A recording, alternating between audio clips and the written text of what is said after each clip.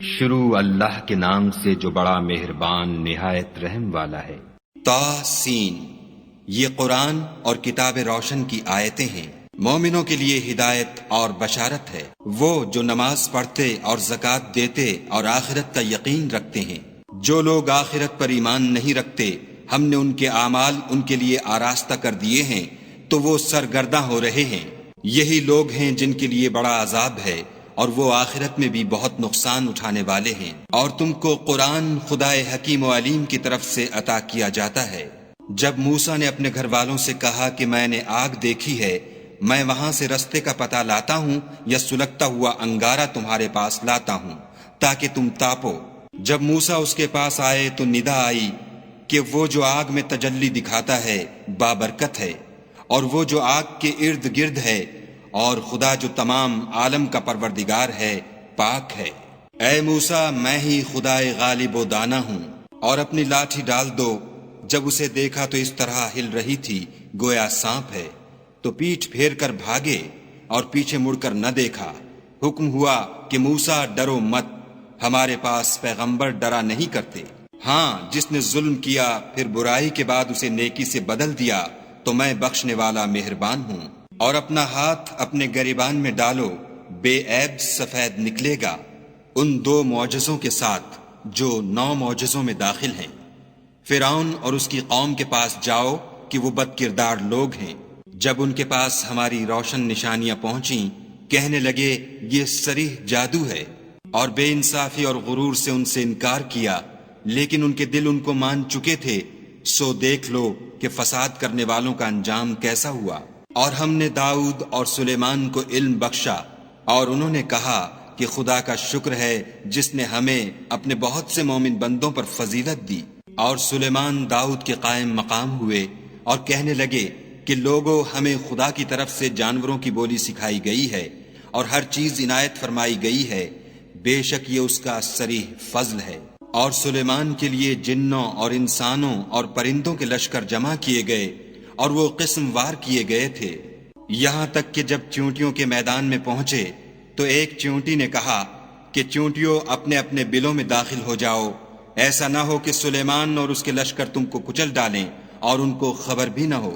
تو وہ اس کی بات سے ہنس پڑے اور کہنے لگے کہ اے پروردگار، مجھے توفیق عنایت کر کہ جو احسان تو نے مجھ پر اور میرے ماں باپ پر کیے ہیں ان کا شکر کروں، اور ایسے نیک کام کروں کہ تو ان سے خوش ہو جائے، اور مجھے اپنی رحمت سے اپنے نیک بندوں میں داخل فرما۔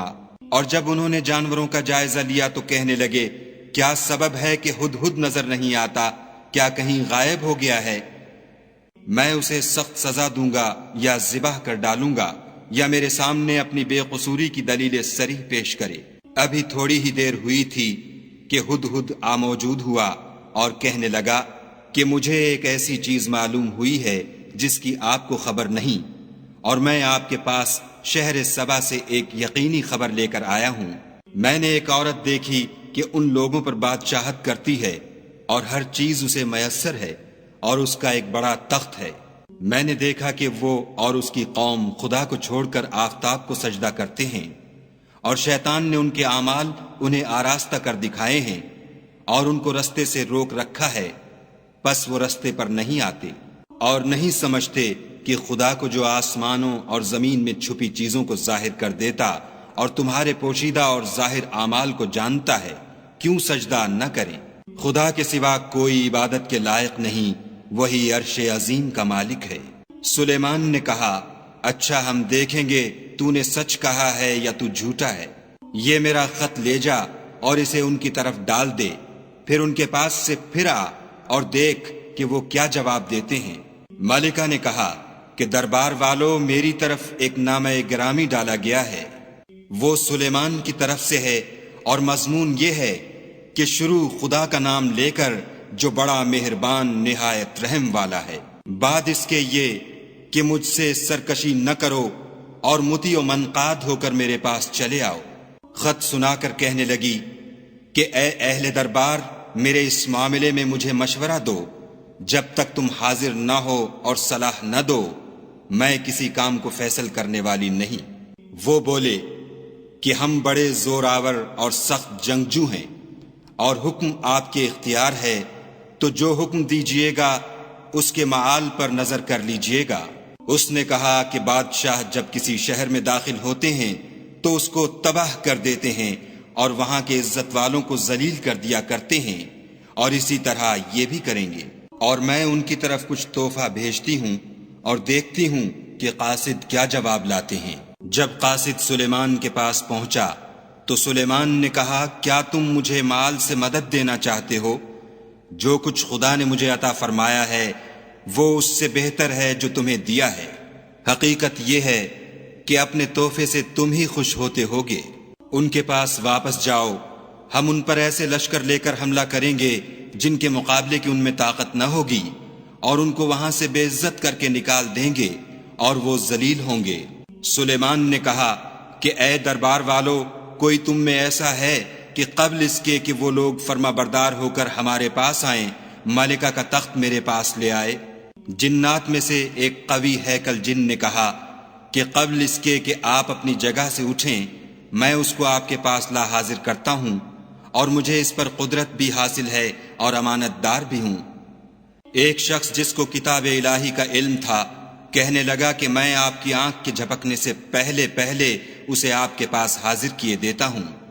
جب سلیمان نے تخت کو اپنے پاس رکھا ہوا دیکھا تو کہا کہ یہ میرے پروردگار کا فضل ہے تاکہ مجھے آزمائے کہ میں شکر کرتا ہوں یا کفران نعمت کرتا ہوں، اور جو شکر کرتا ہے تو اپنے ہی فائدے کے لیے شکر کرتا ہے، اور جو ناشکری کرتا ہے تو میرا پروردگار بے پرواہ اور کرم کرنے والا ہے۔ سلیمان نے کہا کہ مالکہ کے امتحان عقل کے لیے اس کے تخت کی صورت بدل دو، دیکھیں کہ وہ سوجھ بوجھ رکھتی ہے یا ان لوگوں میں سے ہے جو سوجھ نہیں رکھتے۔ جب وہ آ پہنچی تو پوچھا گیا کہ کیا آپ کا تخت بھی اسی طرح کا ہے؟ اس نے کہا کہ یہ تو گویا ہو بہو وہی ہے، اور ہم کو اس سے پہلے ہی سلیمان کی عظمت و شان کا علم ہو گیا تھا، اور ہم فرما بردار ہیں۔ اور وہ جو خدا کے سوا اور کی پرستش کرتی تھی سلیمان نے اس کو اس سے منع کیا، اس سے پہلے تو وہ کافروں میں سے تھی۔ پھر اس سے کہا گیا کہ محل میں چلیے۔ جب اس نے اس کے فرش کو دیکھا تو اسے پانی کا حوض سمجھا اور کپڑا اٹھا کر اپنی پنڈلیاں کھول دیں۔ سلیمان نے کہا یہ ایسا محل ہے جس کے نیچے بھی شیشے جڑے ہوئے ہیں۔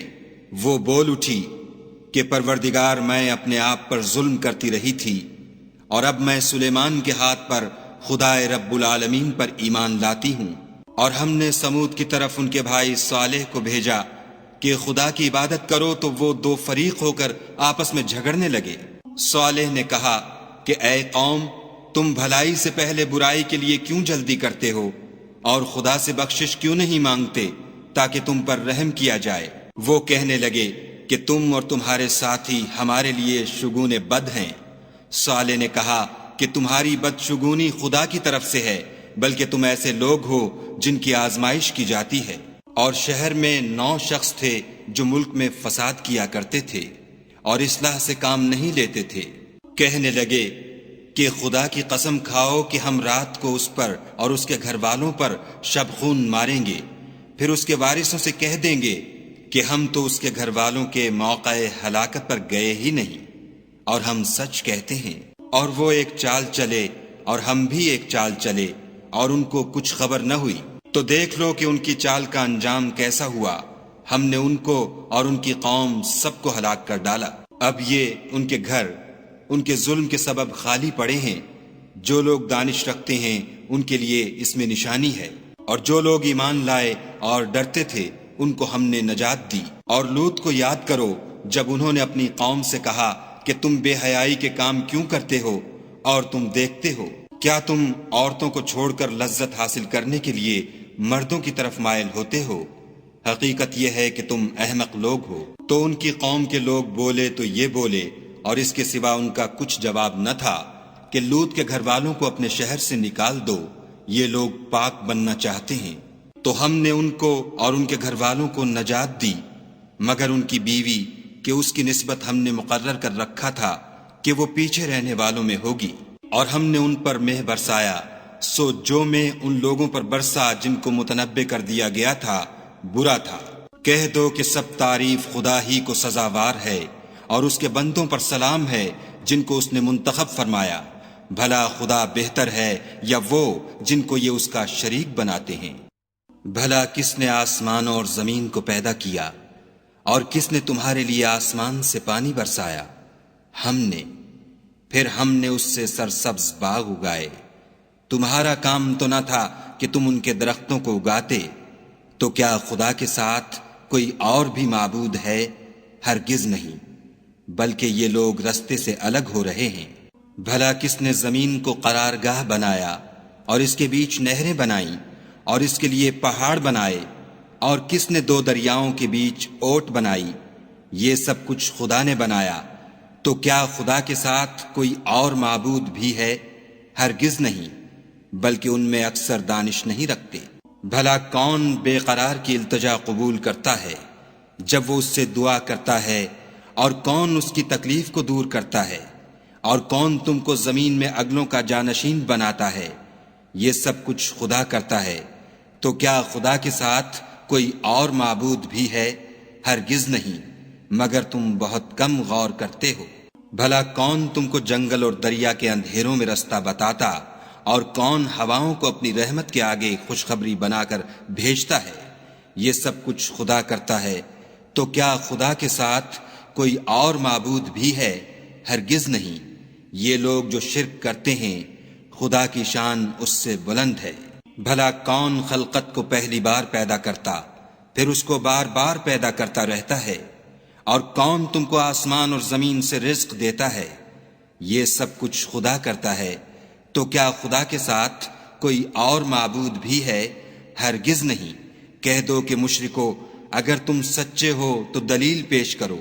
کہہ دو کہ جو لوگ آسمانوں اور زمین میں ہیں خدا کے سوا غیب کی باتیں نہیں جانتے، اور نہ یہ جانتے ہیں کہ کب زندہ کر کے اٹھائے جائیں گے، بلکہ آخرت کے بارے میں ان کا علم منتہی ہو چکا ہے، بلکہ وہ اس سے شک میں ہیں، بلکہ اس سے اندھے ہو رہے ہیں۔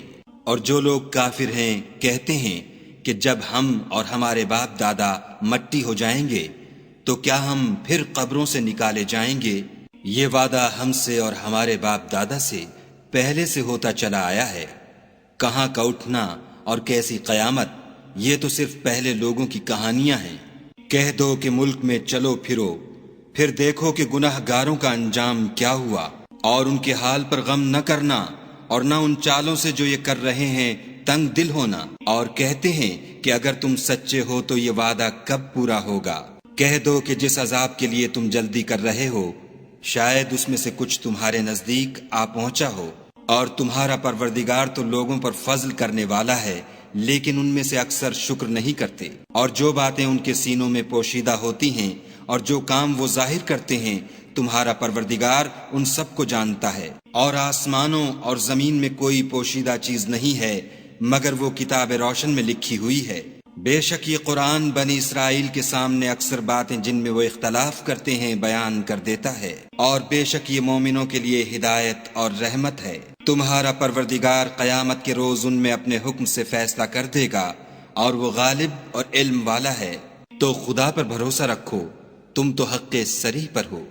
کچھ شک نہیں کہ تم مردوں کو بات نہیں سنا سکتے، اور نہ بہروں کو جبکہ وہ پیٹھ پھیر کر پھر جائیں آواز سنا سکتے ہو، اور نہ اندھوں کو گمراہی سے نکال کر رستہ دکھا سکتے ہو۔ تم تو انہی کو سنا سکتے ہو جو ہماری آیتوں پر ایمان لاتے ہیں اور وہ فرما بردار ہو جاتے ہیں۔ اور جب ان کے بارے میں عذاب کا وعدہ پورا ہوگا تو ہم ان کے لیے زمین میں سے ایک جانور نکالیں گے جو ان سے بیان کر دے گا، اس لیے کہ لوگ ہماری آیتوں پر ایمان نہیں لاتے تھے۔ اور جس روز ہم ہر امت میں سے اس گروہ کو جمع کریں گے جو ہماری آیتوں کی تکذیب کرتے تھے تو ان کی جماعت بندی کی جائے گی، یہاں تک کہ جب سب آ جائیں گے تو خدا فرمائے گا کہ کیا تم نے میری آیتوں کو جھٹلا دیا تھا اور تم نے اپنے علم سے ان پر احاطہ تو کیا ہی نہ تھا؟ بھلا تم کیا کرتے تھے؟ اور ان کے ظلم کے سبب ان کے حق میں وعدہ عذاب پورا ہو کر رہے گا تو وہ بول بھی نہ سکیں گے۔ کیا انہوں نے نہیں دیکھا کہ ہم نے رات کو اس لیے بنایا ہے کہ اس میں آرام کریں، اور دن کو روشن بنایا ہے کہ اس میں کام کریں؟ بے شک اس میں مومن لوگوں کے لیے نشانیاں ہیں۔ اور جس روز سور پھونکا جائے گا تو جو لوگ آسمانوں اور جو زمین میں ہیں سب گھبرا اٹھیں گے، مگر وہ جسے خدا چاہے، اور سب اس کے پاس عاجز ہو کر چلے آئیں گے۔ اور تم پہاڑوں کو دیکھتے ہو تو خیال کرتے ہو کہ اپنی جگہ پر کھڑے ہیں، مگر وہ اس روز اس طرح اڑتے پھریں گے جیسے بادل۔ یہ خدا کی کاریگری ہے جس نے ہر چیز کو مضبوط بنایا، بے شک وہ تمہارے سب افعال سے باخبر ہے۔ جو شخص نیکی لے کر آئے گا تو اس کے لیے اس سے بہتر بدلہ تیار ہے، اور ایسے لوگ اس روز گھبراہٹ سے بے خوف ہوں گے۔ اور جو برائی لے کر آئے گا تو ایسے لوگ اوندھے منہ دوزخ میں ڈال دیے جائیں گے۔ تم کو تو انہی اعمال کا بدلہ ملے گا جو تم کرتے رہے ہو۔ کہہ دو مجھ کو یہی ارشاد ہوا ہے کہ اس شہر مکہ کے مالک کی عبادت کروں جس نے اس کو محترم اور مقام ادب بنایا ہے، اور سب چیز اسی کی ہے، اور یہ بھی حکم ہوا ہے کہ اس کا حکم بردار رہوں، اور یہ بھی کہ قرآن پڑھا کروں۔ تو جو شخص راہ راست اختیار کرتا ہے تو اپنے ہی فائدے کے لیے اختیار کرتا ہے، اور جو گمراہ رہتا ہے تو کہہ دو کہ میں تو صرف نصیحت کرنے والا ہوں۔ اور کہو کہ خدا کا شکر ہے، وہ تم کو عنقریب اپنی نشانیاں دکھائے گا تو تم ان کو پہچان لوگے، اور جو کام تم کرتے ہو تمہارا پروردگار ان سے بے خبر نہیں ہے۔